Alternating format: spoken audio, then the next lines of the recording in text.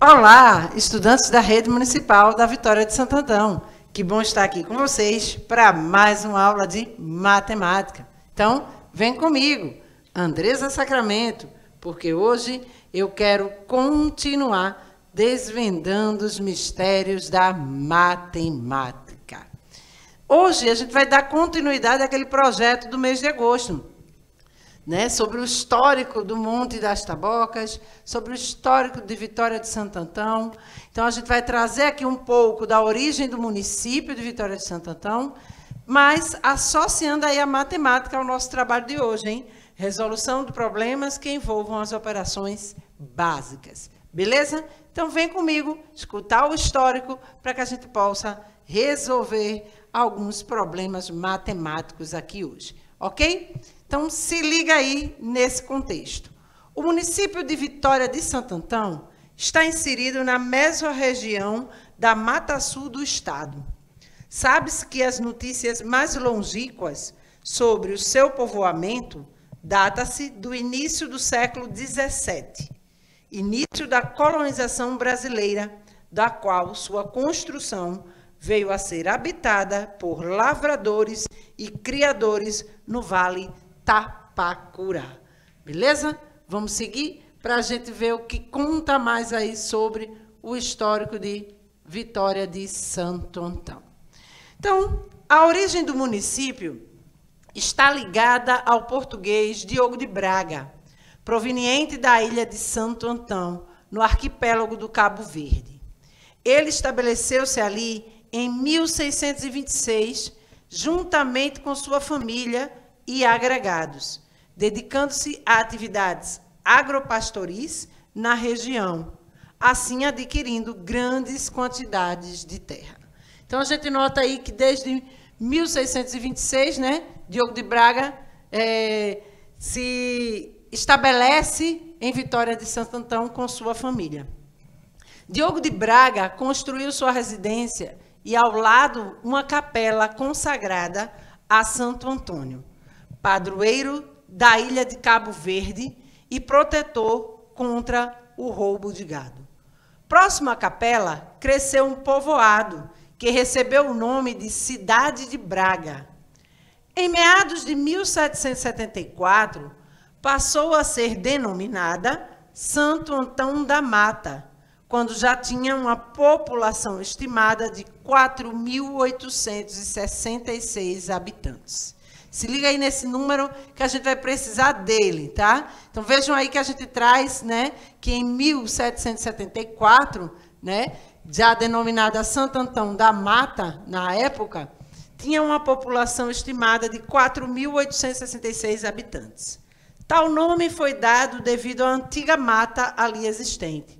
E esse crescimento populacional deve-se à sua localização privilegiada por cursos d'água, além do fato de situar-se, né, como ponte de passagem do caminho que destinava ao rio São Francisco através do Vale do Mochotó.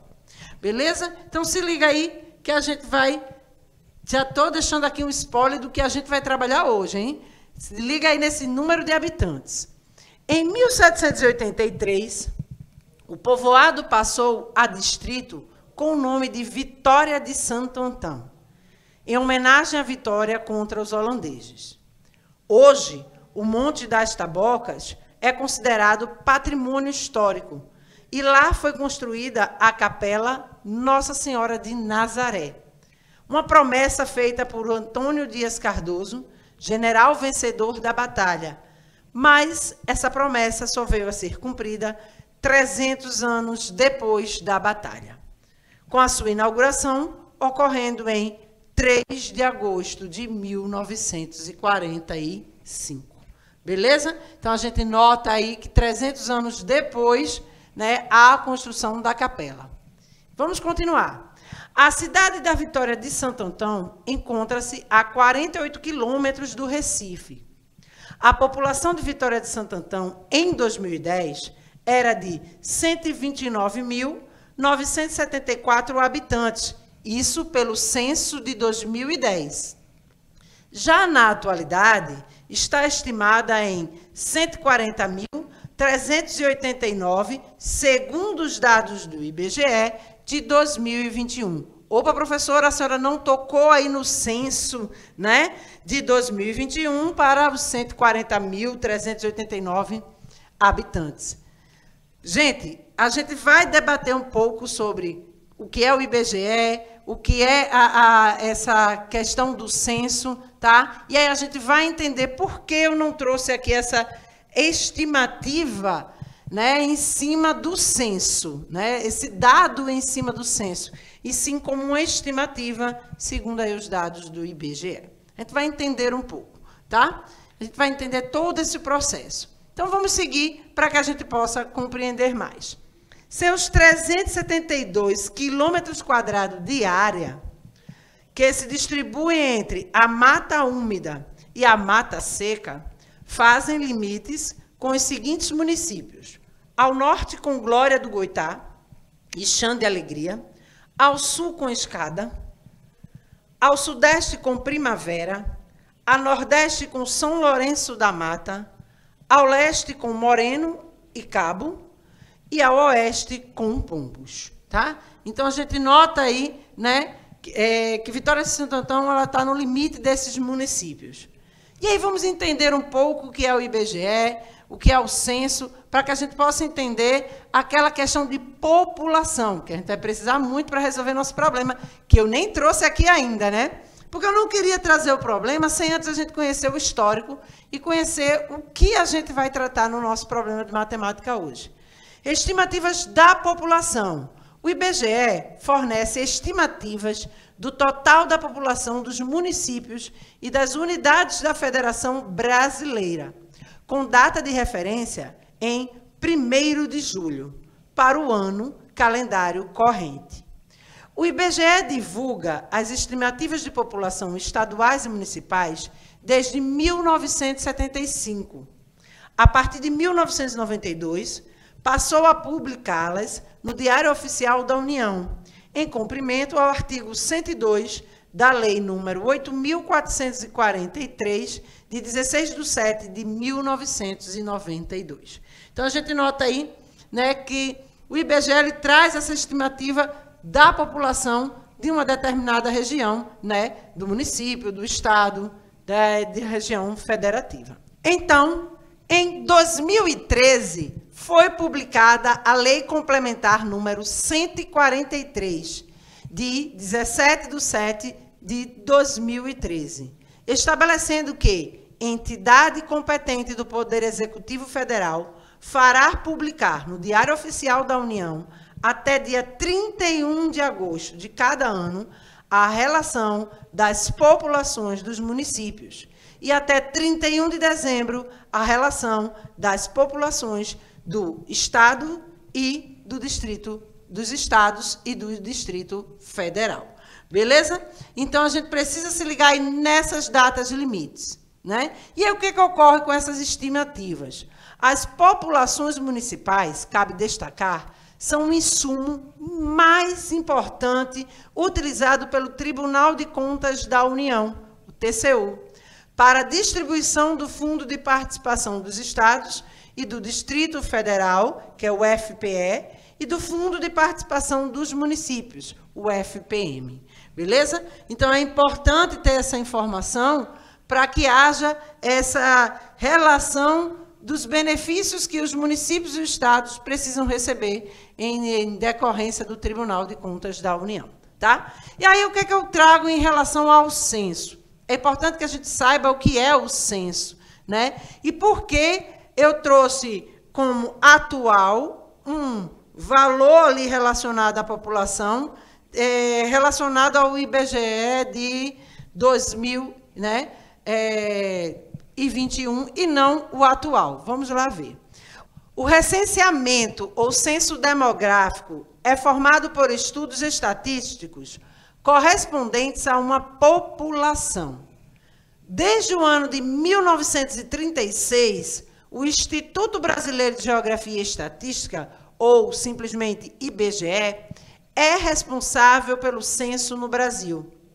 Desde a criação do Instituto, o censo demográfico é realizado em um intervalo de 10 anos. Percebam que eu trouxe a informação lá quando a gente trouxe, né, a população de Vitória de Santo Antão em 2010. Eu trouxe lá referente ao censo 2010, aquele valor que eu trouxe, né, da população relacionada ao censo. E aí eu trouxe do censo 2010. Opa, se são a cada 10 anos, no intervalo de 10 anos, 2020 deveria ter ocorrido o censo novamente. Mas tivemos o imprevisto da pandemia. A pandemia foi a responsável pelo adiamento do censo, que deveria ter ocorrido em 2020, sendo assim adiado para o ano de 2022. Então, no mês de agosto, ou seja, esse mês aqui que a gente está, que eu estou trazendo a aula para vocês, inicia-se, né, o censo 2022, que deveria ter sido feito em 2020. Por isso que eu trago como atual a estimativa feita, né, pelo IBGE em 2021. Vejam que ali não é relacionada ao censo, aquela estimativa feita pelo IBGE da população.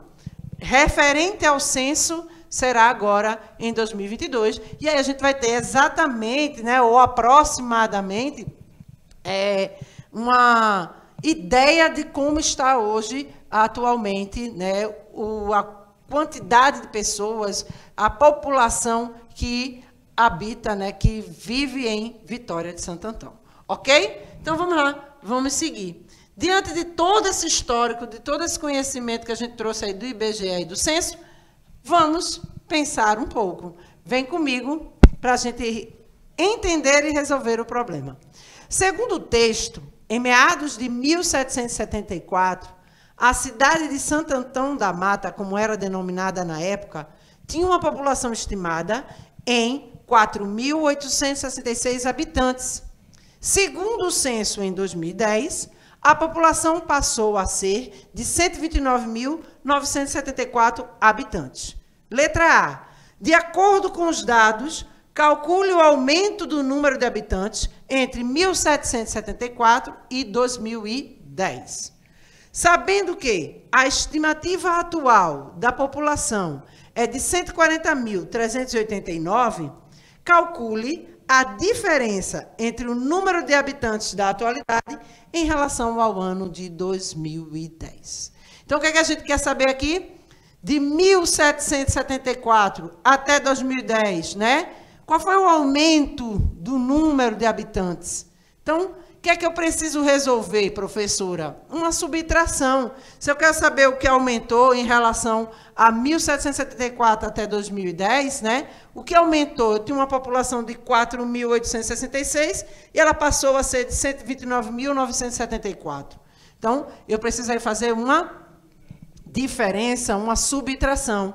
E na letra B, eu quero fazer aí uma diferença, né, que é o cálculo da diferença entre o número de habitantes da atualidade, que a gente tomou como referência aí atual, o IBGE de 2021, está lá no site do IBGE de 2021, né? E em relação ao ano de 2010. Beleza? Vamos, então, né, primeiramente, conhecer um pouco do que a gente vai tratar aqui, que é a subtração com trocas. Opa, professora, É uma forma de vocês relembrarem. Vocês vão dizer assim, isso aí a gente viu lá nos anos iniciais, professora. Mas aí a gente vai agora, né, retomar para poder resolver o nosso problema. Vamos observar essa operação, 41 menos 28. Como fazer para subtrair se o número da ordem das unidades de cima é menor que o de baixo?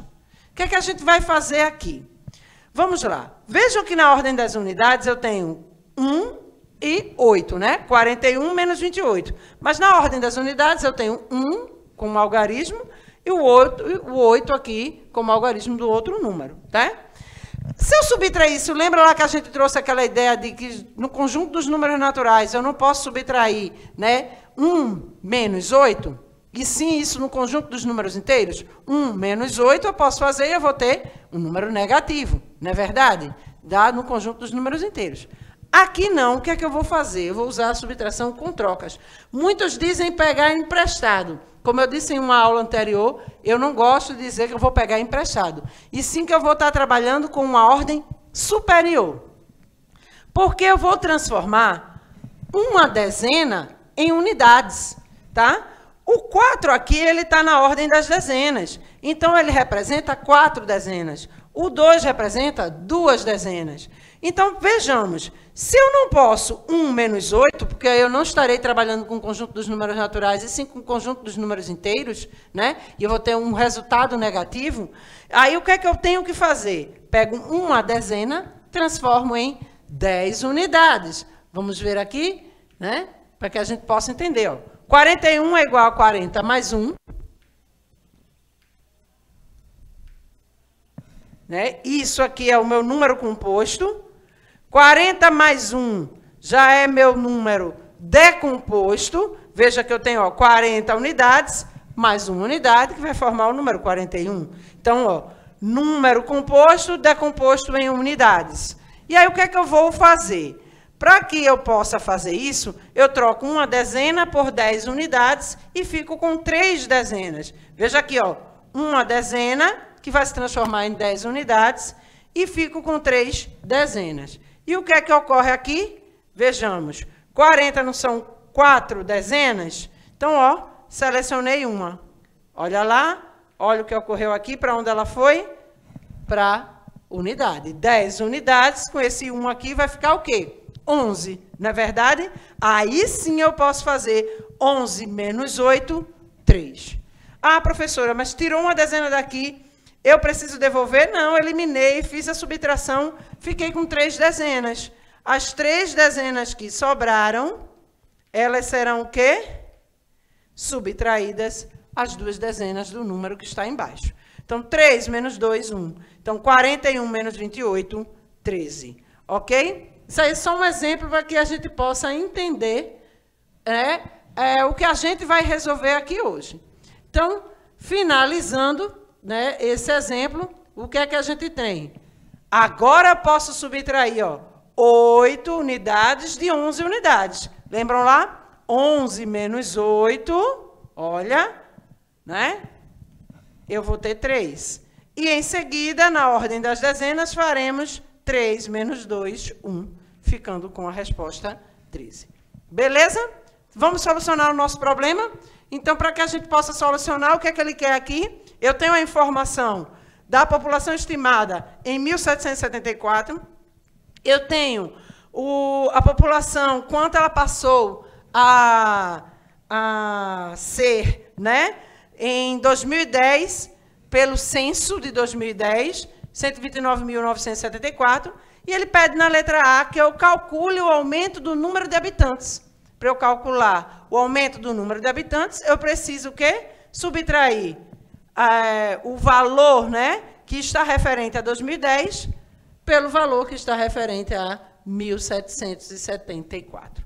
Então, ó, 129.974 menos 4.866. Isso vai ser igual a 125.108 habitantes. Opa, professora! Se eu quiser fazer com a relação de subtração de trocas que a senhora falou. Então, presta bem atenção aqui, ó, nesse algarismo 4 aqui nas unidades. 4 menos o 6. Vejam que a gente vai armar um embaixo do outro. Aqui eu vou fazer mentalmente, porque eu gosto muito, vocês já sabem disso, eu não sou muito de ir para quadro, não. Eu gosto de calcular mentalmente. Então, a gente poderia fazer daquela forma que eu faço, pegando lá cada ordem aí e facilitando a minha subtração. Ó. Se eu pegar aqui, ó, 120 mil, eu já posso tirar 120 mil, né? Já vou subtrair, eu já sei que eu consigo fazer isso. E depois eu faria o restante do cálculo. Mas cuidado, porque vejam que tem aí alguns números que precisam ser observados, né, para esse cálculo. Então, ó, 4 menos 6, só que eu tenho que fazer o quê? Vou para a ordem superior, que eu tenho 7 dezenas, pego uma dezena, transformo em 10 unidades, somando esse 4, 14, 14 menos 6, 8. Beleza? E aqui ó, sobrou 6. 6 menos 6, 0. Tranquilo. Eu não peguei uma dezena, ficaram 6 dezenas, 6 menos 6, 0. O 9, eu vou subtrair com quem? Ó? 9 menos 8. Se é 9 menos 8, vai sobrar quem? 1. Então, aqui eu já sei que no finalzinho do número eu tenho 108. Vamos agora para 129. Então, ó, 129, eu vou tirar o quê? Ó, ainda falta tirar esse 4 aqui, ó, que vai ser em relação a esse 9. 9 menos 4, 5. E aí, aqui, como eu não tenho que subtrair, vai repetir. 125.108 habitantes. Ok? Deu para entender? E vamos à resolução da letra B. Então, aí a gente tem 125.108 habitantes.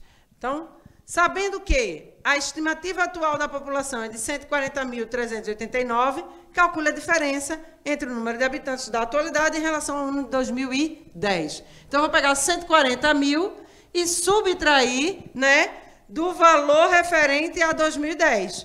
Então, 140.389 menos 129.974. A mesma coisa. A gente vai ver aí a relação de subtração. Se precisar fazer trocas na subtração, a gente vai fazer. 9 menos 4, 5. Opa, já consegui tranquilo.